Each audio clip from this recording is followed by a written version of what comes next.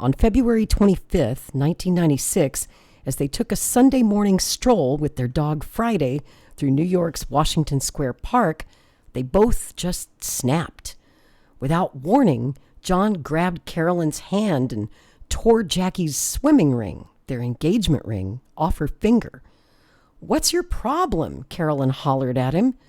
Then, as several bystanders looked on, John took the leash from her hand and stormed off with Friday. Screaming through her sobs, Carolyn chased John and grabbed him by the throat. The skirmish continued as they left the park, and eventually John, defeated, sat on the curb and cried. Carolyn walked up to him and demanded the ring. "Give it to me," she shouted. John did, and she knelt down next to him.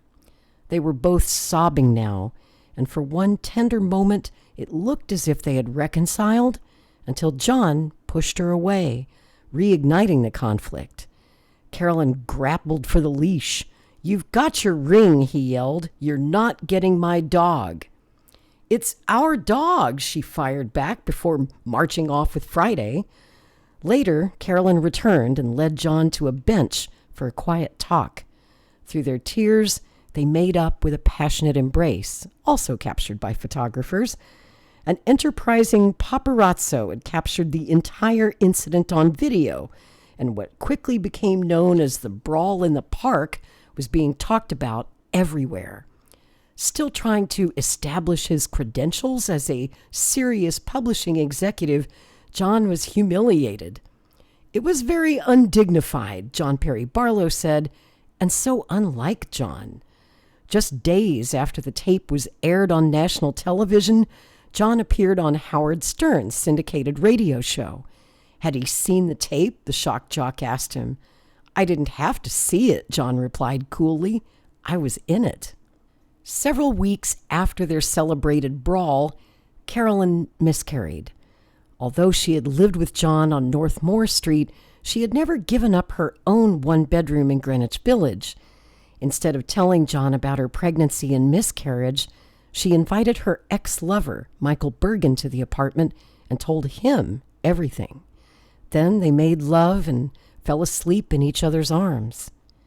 Early the next morning, a friend pounded on Carolyn's door, warning her that John was worried she hadn't returned home and was on his way over. Bergen, half-dressed, fled Carolyn's apartment in a panic. "I knew it was wrong, and she knew it was wrong," Bergen later reflected, "but we both found ways to justify our behavior." What did that say about their relationship? And what did it say about ours?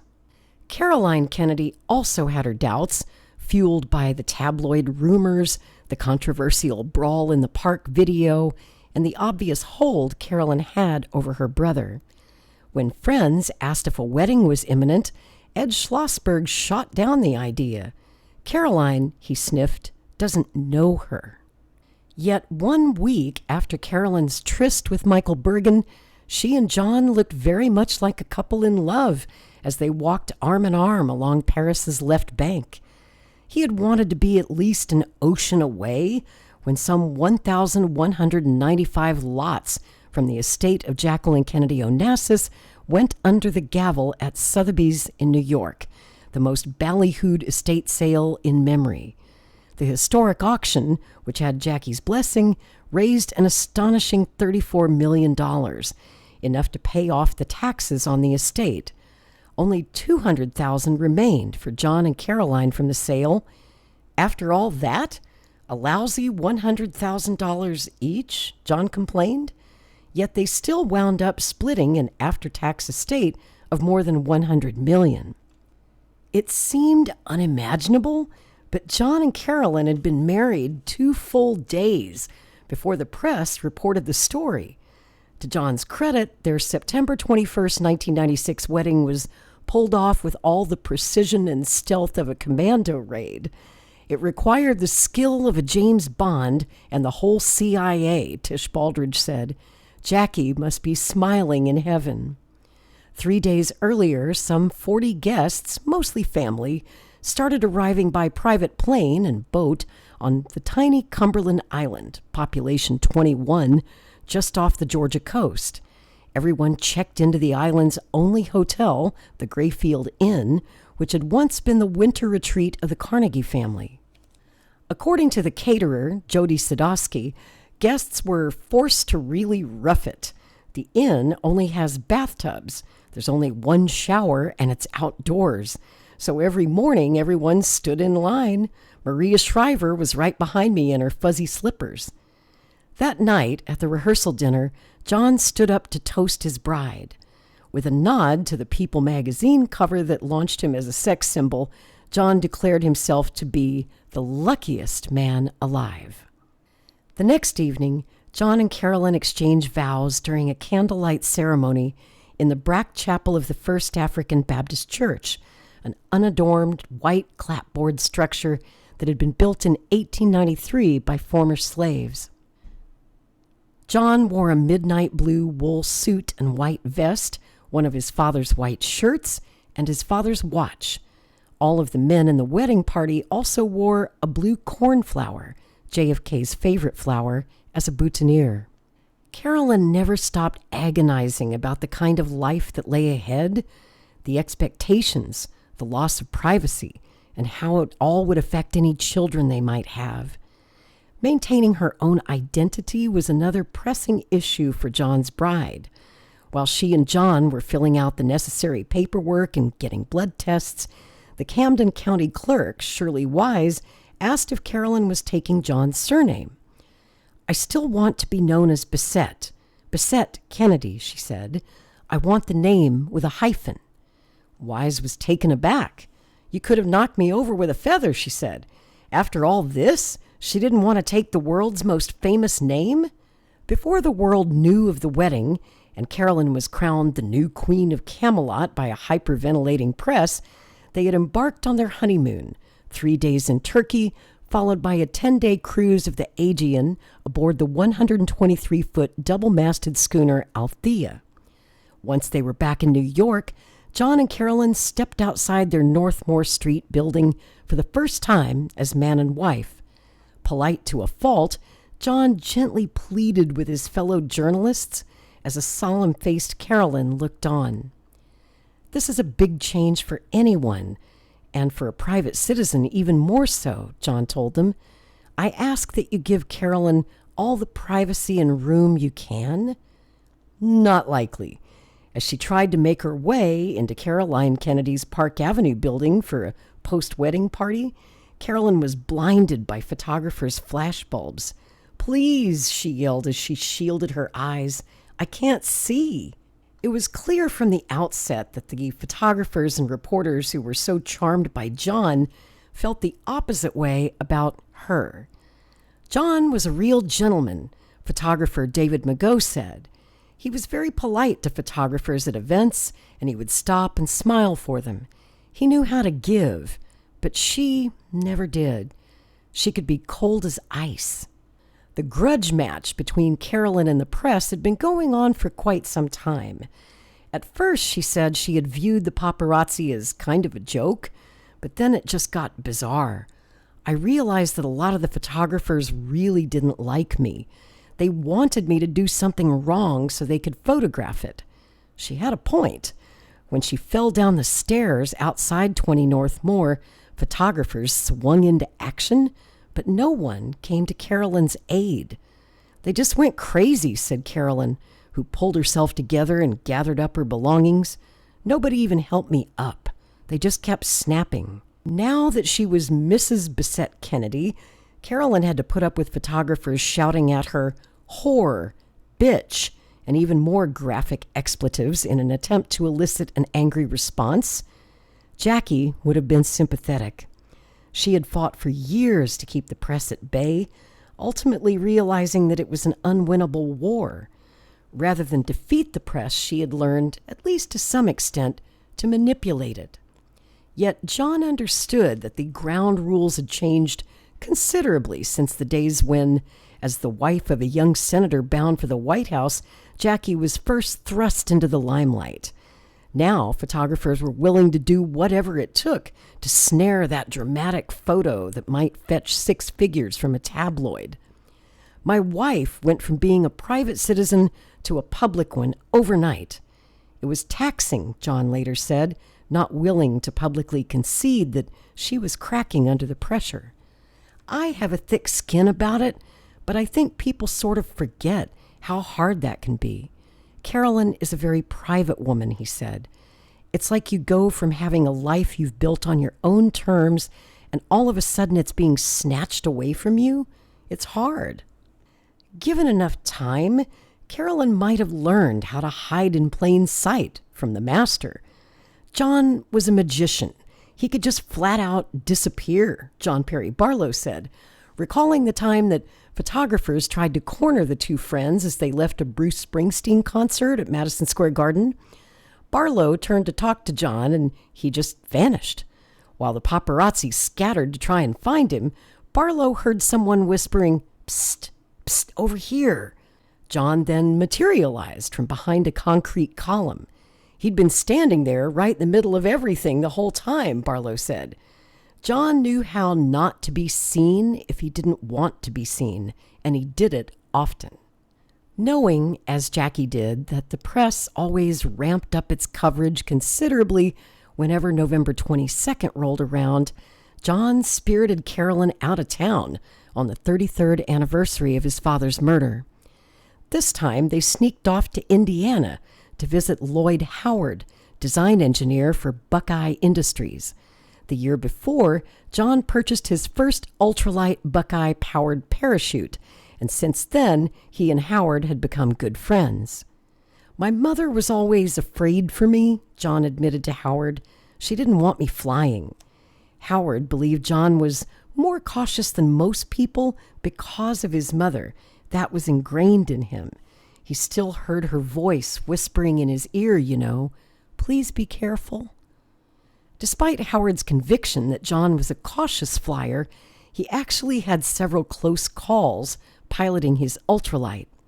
In Hyannisport, police rushed to the Kennedy compound when locals dialed 911, claiming that a man flying a flimsy-looking contraption was being blown out over the Atlantic.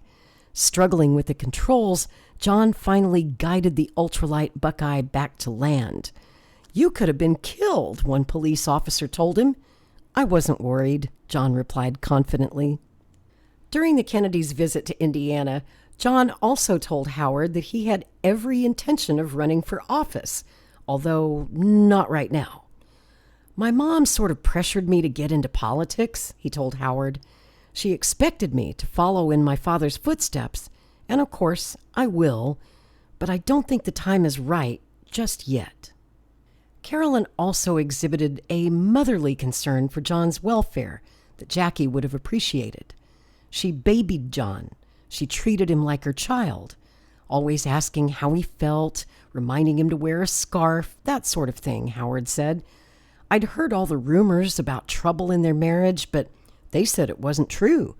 They seemed to me to be about as in love with each other as two people could get." They now had new nicknames for each other. He called her Kitty Cat, and she called him Mouse. Yet for all the outward signs of marital bliss, the constant drumbeat of unsavory speculation continued.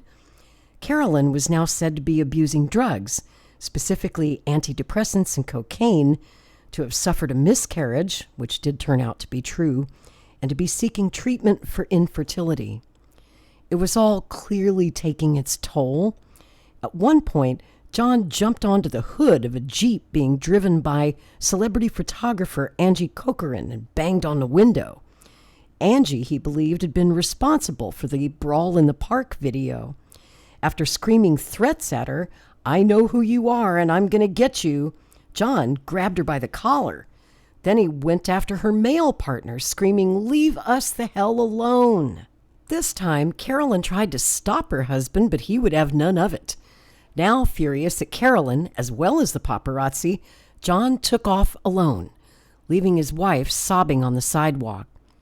"I didn't blame him one bit for getting angry at me," Angie said later, who described John as being, quote, "gentle as a bunny with us, even when he was pissed off. He tried to strangle me, and I still love the guy. That's how great he was." John was not unaware of the effect he had on people, And now that George was well into its second year, John began to seriously consider a run for office. When New York's longtime Democratic Senator Daniel Patrick Moynihan announced in 2000 that he would not seek re-election, Democratic leaders approached John. In January 1997, before Hillary Clinton expressed interest in the seat, John told New York State Democratic Chairwoman Judith Hope that he wanted to run for it. He had good reason to believe now was the time. A straw poll done at that time showed that out of all the probable Democratic candidates, including Hillary, John would win handily. While John now resolved to run for office, he also worked on keeping George afloat in the face of declining circulation and ad revenues. Carolyn, meanwhile, flew to Milan in July 1997 to attend the funeral of her friend, fashion designer Gianni Versace, who had been senselessly gunned down in front of his Miami Beach mansion. At the funeral, Carolyn just happened to be seated directly behind Princess Diana. Not long before, Diana had praised Jackie for the way she raised her children and said she hoped that her sons, William and Harry, would be able to handle the media as gracefully as John had. 5 weeks after Carolyn spoke briefly with Diana in Milan, the Princess of Wales was killed in a car crash after a high-speed chase through the streets of Paris. Like many, Carolyn blamed the paparazzi. "I'm not sure what I'm going to do about Carolyn," John told Billy Noonan. "She's really spooked now." Princess Diana's death only served to harden Carolyn's resolve not to have children anytime soon. "How can I bring JFK III into this world?" she asked. "They'll never leave me alone. Having a child would be just too cruel," she added. "Just another form of child abuse." These are not the words Jackie probably would have wanted to hear. As First Lady and the widow of an assassinated president, she faced unimaginable hardships, yet somehow still succeeded in raising 2 happy, well-adjusted children. Jackie had accomplished this, of course, by shielding John and Caroline from their problematic Kennedy cousins, who seemed to be getting into more trouble now than ever. Michael Kennedy, the 6th of Bobby and Ethel's 11, now stood accused of sleeping with his family's underage babysitter. Michael's older brother, Joe, meanwhile, he was under fire for engineering the annulment of his 12-year marriage to Sheila Rausch, an unfolding scandal that would cause Joe to drop out of the race for Massachusetts governor. What John did next probably would have horrified Jackie, who, if not always enthusiastic about supporting her Kennedy in-laws, never publicly criticized them. In an effort to generate controversy and give newsstand sales a much-needed shot in the arm, John used the editorial page of George to savage his cousins, calling them poster boys for bad behavior. To ensure that his piece would garner maximum attention, John posed in the nude, albeit discreetly obscured by a shadow, for the accompanying photograph. Under the headline, "Don't Sit Under the Apple Tree," John was shown sitting on the ground, his gaze directed upward at the forbidden fruit. Joe Kennedy's retort was brief and stinging. "Ask not what you can do for your cousin," he sneered, "but what you can do for his magazine." As the 1997 holidays approached, there were more heated confrontations with the press. One afternoon, John turned a video camera on the paparazzi and threatened to use it as Exhibit A in a lawsuit against them. Carolyn grew so fed up that at one point she chased down a female photographer, grabbed her by the shoulders, and spit in her face. Confronted with tensions at the office, the ever-insatiable tabloid press, and mounting strain in his marriage, John sought avenues of escape. In December, he secretly began taking flying lessons at the Flight Safety Academy in Vero Beach, Florida. Carolyn shared Jackie's concerns about the notoriously unfocused John piloting a plane. "I mean it, John. I have a bad feeling about this," she was overheard telling him the day after Christmas 1997.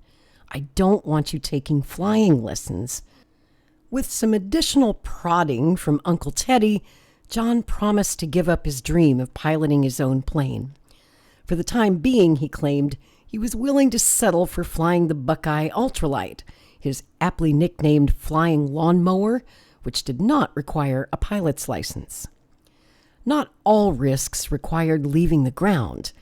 The family curse reared its head yet again on New Year's Eve, when Michael Kennedy, vacationing with his family in Aspen, slammed headlong into a tree while playing a typically reckless Kennedy game of night football on skis.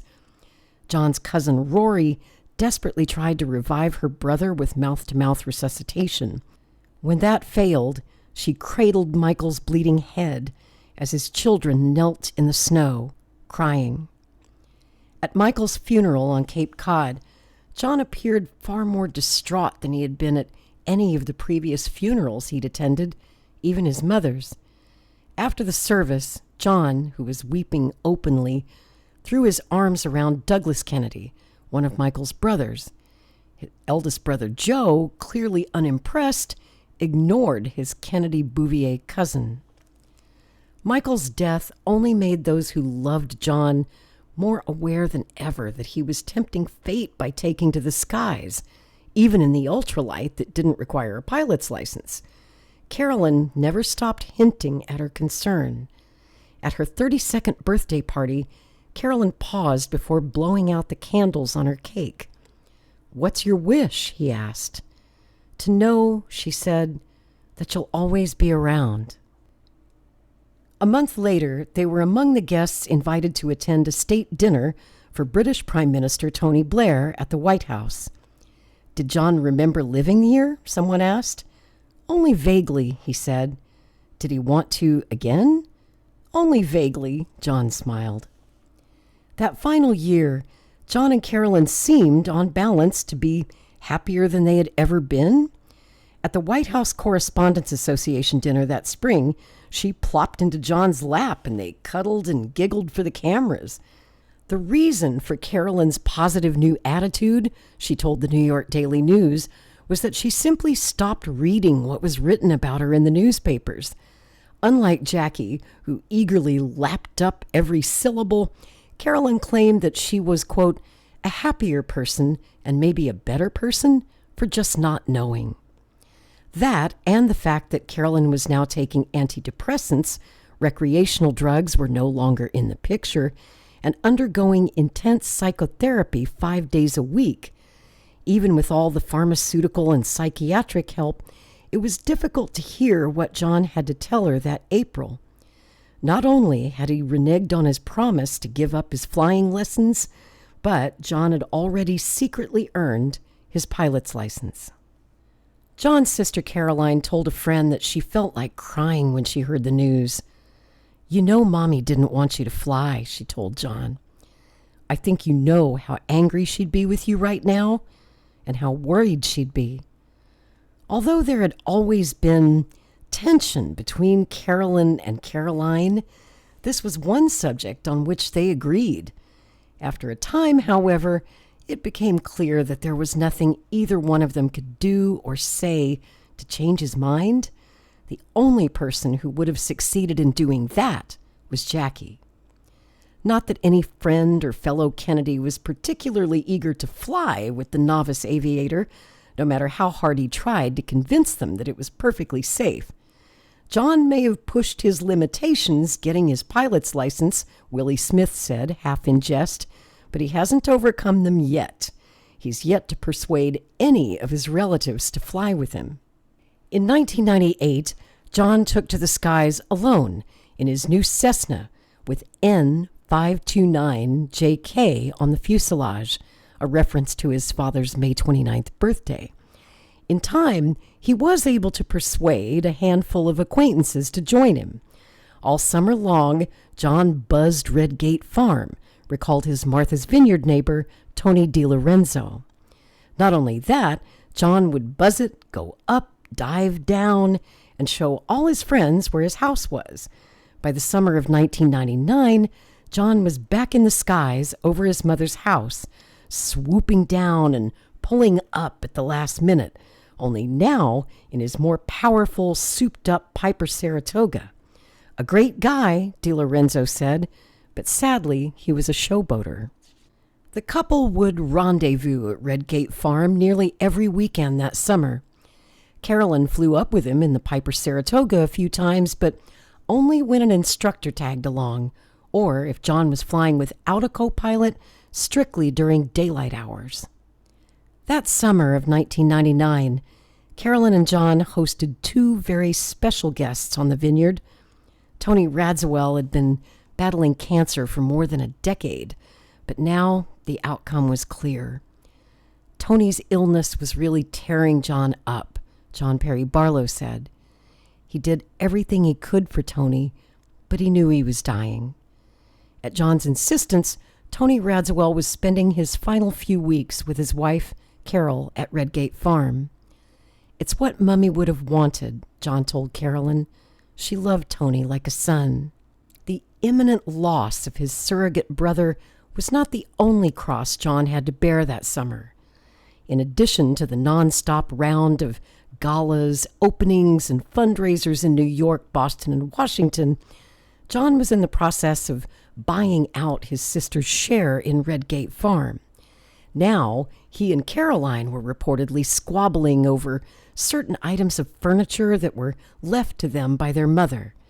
John confided in his cousin, Robert F. Kennedy Jr., that he was hurt by his sister Caroline's actions, while Carolyn told Bobby's wife, Mary, that the bitter feud with his sister over Jackie's belongings had left John so depressed that he was finding it hard to function. He's under a lot of stress, you know, Carolyn explained, and it's killing him. One of the biggest challenges facing John was finding a way to save George from extinction. After a wildly successful beginning, fueled almost entirely by John's celebrity and personal charisma, the magazine, which never quite found its footing with advertisers, was drowning in a sea of red ink. Now Hachette was ready to pull the plug, forcing John to scramble for investors to keep George alive. He loves his staff, Carolyn told one of her fashion world friends. He'll feel terrible if they lose their jobs. He'll feel responsible. By mid-July, however, John realized he was fighting a losing battle. He was ready to shut the magazine down and finally make the big leap into politics. Only months before, John Perry Barlow and former Republican Senator from New York, Alphonse D'Amato, teamed up to convince John to run for mayor of New York City as a Republican. John was actually really thinking it over, Barlow said. In many ways, John was quite conservative. Socially, I think he was more of a Republican than a Democrat. He would have made a great mayor. He really understood New York, and he loved it deeply.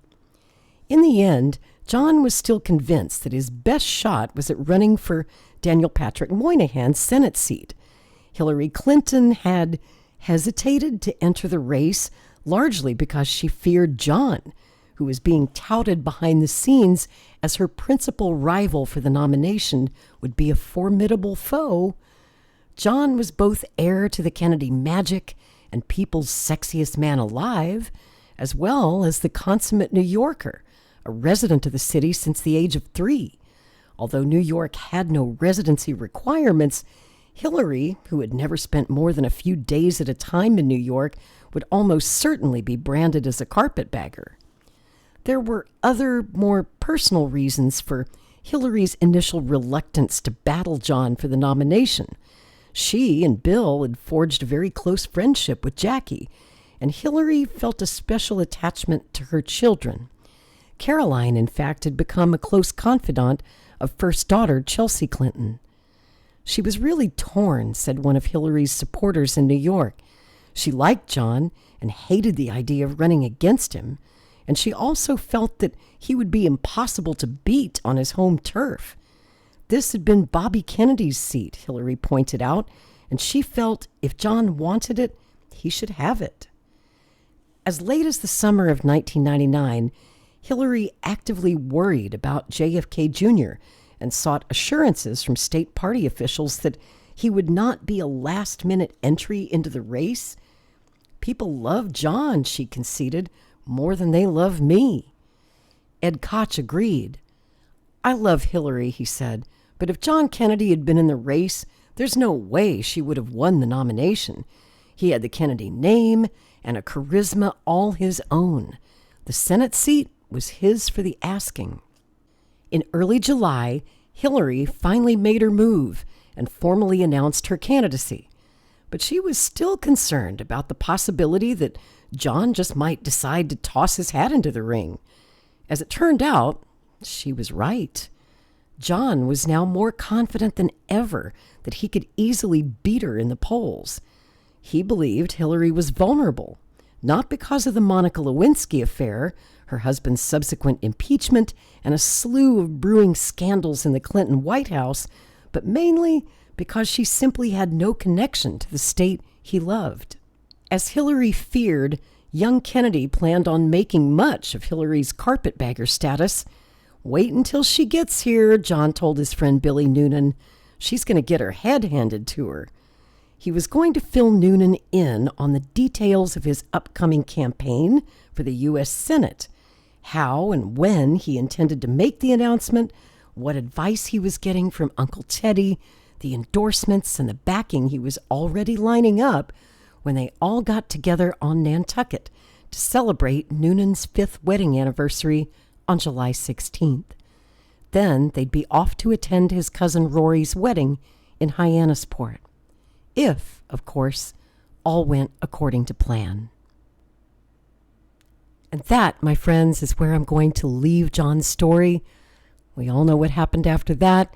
If you are interested to learn more about the plane crash that killed John and Carolyn and her sister Lauren, listen to episode 1 of the series.